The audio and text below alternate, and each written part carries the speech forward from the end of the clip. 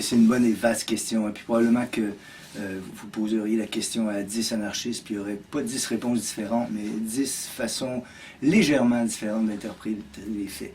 Bon, pour ma part, moi je pense qu'on peut parler d'un anarchisme dans la très longue durée. C'est-à-dire que chez l'espèce humaine, il me semble pas déraisonnable de penser que cet instinct de liberté, cette volonté de contester le pouvoir établi, les formes d'autorité illégitimes, Bakounine parlait d'instinct de liberté. Pas déraisonnable de penser qu'il y a ça chez les êtres humains. Donc il y aurait une espèce de tendance à contester les formes illégitimes d'autorité présentes dans l'histoire de l'humanité. On peut penser que c'est vrai. Il me semble qu'on voit ça se manifester.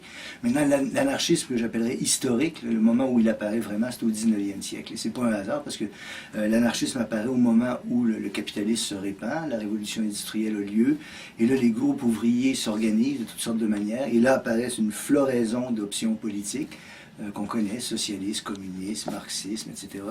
Et parmi elles, il y a l'anarchisme. Et je pense que l'anarchisme historique, celui-là, il va se déployer selon un grand nombre de tendances ou d'orientations. Ça, je pense que c'est important de le voir aussi. C'est pour ça que je disais tout à l'heure que vraisemblablement, vous poseriez la question à plusieurs anarchistes, puis ils insisteraient plutôt sur certains aspects plutôt que sur certains autres.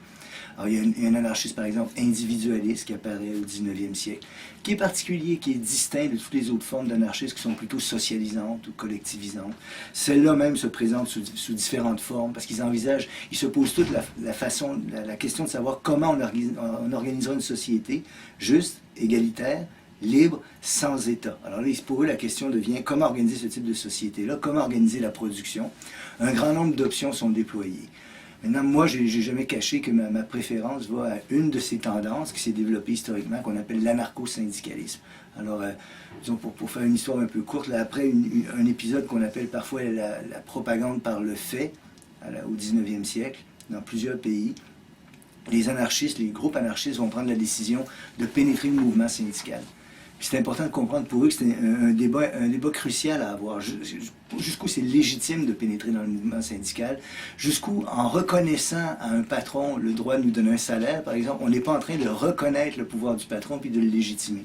Donc, ils se sont posés vraiment la question de savoir, est-ce qu'on doit pénétrer dans le mouvement syndical, et si oui, de quelle manière, avec quel objectif, avec quels moyens. Et là, il y a des gens dans différents pays qui ont commencé à penser à cette pénétration du mouvement syndical. En France, quelqu'un pour qui j'ai une estime immense, c'est Pelloutier. Et Pelloutier va faire un travail vraiment important. J'ai traduit les écrits d'un autre qui s'appelle Rudolf Rocker, qui est un Allemand qui va travailler en Angleterre, à Londres. Donc ça, c'est des gens qui m'ont beaucoup inspiré. Puis le mouvement anarcho-syndicaliste, les gens ignorent ça beaucoup. Souvent, même en France, ça a regroupé des millions de personnes. Alors, c'était pas un mouvement qui appartenait à une frange extrêmement étroite du mouvement ouvrier ou du mouvement même anarchiste. C'était quelque chose d'extrêmement important. Une de leurs retombées les plus importantes et visibles même sur le plan architectural aujourd'hui en France, c'est les bourses du travail. Alors quand vous voyez ces immenses bâtiments que les ouvriers s'étaient payés avec des centimes qu'ils mettaient de côté, mais c'était des lieux qui correspondaient architecturalement à un idéal d'organisation du monde du travail. Les gens l'idée de base était la suivante, on était syndiqués 2 fois. On était syndiqués par la profession qu'on occupait, puis on était syndiqués sur un territoire et on appartenait à une bourse du travail qui était le lieu où se préparait la société de demain, où les prémices de la société de demain étaient déjà mises en œuvre. Alors, le mouvement anarchiste, c'est ça. Il s'est déployé après la Première Guerre mondiale, qui porte un coup très dur au mouvement anarchiste, notamment l'anarcho-syndicalisme. Mais il est toujours resté présent. Et il me semble, moi, que depuis une vingtaine d'années, peut-être, sans doute à cause des insuccès ou des difficultés des socialistes au pouvoir, l'effondrement du bloc de l'Est, la perte de confiance du public envers certains idéaux de gauche tels qu'ils ont été portés par les mouvements politiques depuis une cinquantaine d'années, il y a eu, me semble-t-il, un retour, un regain d'intérêt pour l'anarchisme. Voilà en gros ce que j'entends par anarchisme. Il y a une tendance, en France notamment, à utiliser cette expression-là maintenant, d'anarchiste de droite. Alors, je tiens à dire d'abord qu'il n'y a pas de droit de propriété sur l'appellation anarchiste et que des gens peuvent se réclamer de l'anarchisme au nom de toutes sortes d'idées. Je pense qu'on ne possède pas ce label-là. Il n'y a pas d'appellation d'origine contrôlée sur le mot anarchiste. Maintenant, pour ma part, je déplore un peu cette appellation-là. Je vais essayer d'expliquer pourquoi. Il y a évidemment des points de rencontre entre des gens qu'on appelle l'anarchiste de droite et l'anarchisme, au sens où on l'entend usuellement. Mais je pense que ces points-là, même s'ils sont réels, ne justifient pas l'utilisation du mot anarchiste, à mon humble avis. Je vais vous donner quelques exemples. Un premier, c'est qu'en France, notamment, on est fasciné, je crois, par un certain nombre d'écrivains qui ont une mentalité de rebelle et qui s'opposent de manière assez individualiste le plus souvent à l'ordre établi, à la société ou à l'État. Je pense par exemple à quelqu'un comme Barrès ou quelques autres là, dans l'histoire de la littérature française. Alors évidemment, ce sont des révoltés, mais est-ce que ce sont des anarchistes? Ce sont des révoltés, mais je pense que l'appellation anarchiste est discutable pour décrire la position de ces gens-là. Il y a aussi, deuxième point de contact, il y a eu dans l'histoire de l'anarchisme, j'en ai parlé tantôt, des gens qu'on appelle des anarchistes individualistes.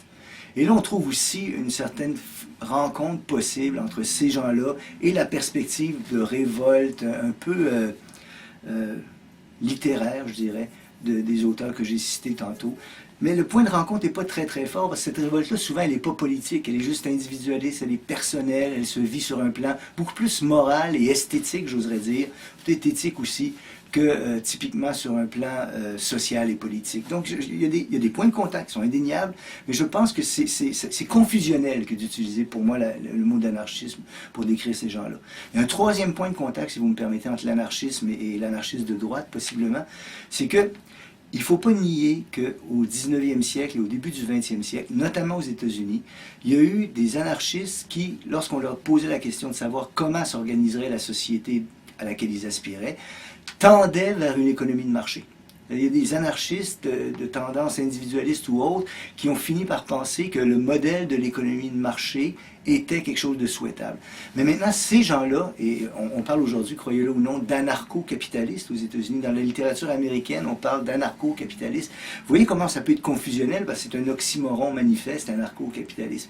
Et ces gens, il faut se rappeler que les anarchistes, au sens usuel du terme, qui défendaient une forme d'économie de marché, ont jamais imaginé qu'on aurait, dans cette économie-là, des corporations et des entreprises au sens où on le vit aujourd'hui. McDonald's ou les entreprises transnationales étaient hors de vue de ces gens-là. Et ce qu'ils avaient en tête, c'était beaucoup plus une économie semblable à ce qu'Adam Smith rêvait quand il a écrit son traité sur la richesse des nations. C'est-à-dire que c'était composé d'individus et pas du tout d'entreprises, encore moins de corporations dotées d'une charte et sur lesquelles le public n'a pas de contrôle.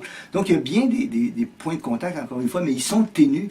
Et c'est confusionnel d'utiliser le mot anarchiste pour décrire ces gens-là. La dernière en date, à mon avis, de ce point de vue-là, c'est quelqu'un que je respecte beaucoup, que j'aime énormément. Je l'ai cité dans mon anthologie sur l'éducation, c'est Michéa, j'espère que je prononce bien son nom, qui a voulu faire d'Orwell un anarchiste Tory. Alors je pense que ça aussi, c'est un peu confusionnel, dans la mesure où il a quand même pris part à la guerre d'Espagne, George Orwell. Il avait des positions socialistes très très marquées, et le sorte d'anarchiste Tory vers lequel Michéa, si je le lis correctement, veut le tirer, c'est sa défense du sens commun, c'est sa défense de la moralité commune. Et je pense que ces choses-là sont explicables sans faire référence à un anarchisme Tory. Alors je pense qu'il y a des points de rencontre entre les deux et que c'est abuser un peu du concept et c'est confusionnel que de parler d'anarchisme de droite. J'aurais préféré pas rencontrer cette expression-là. Mais encore une fois, c'est sous toute réserve et je prétends pas posséder l'appellation d'origine contrôlée du mot anarchisme.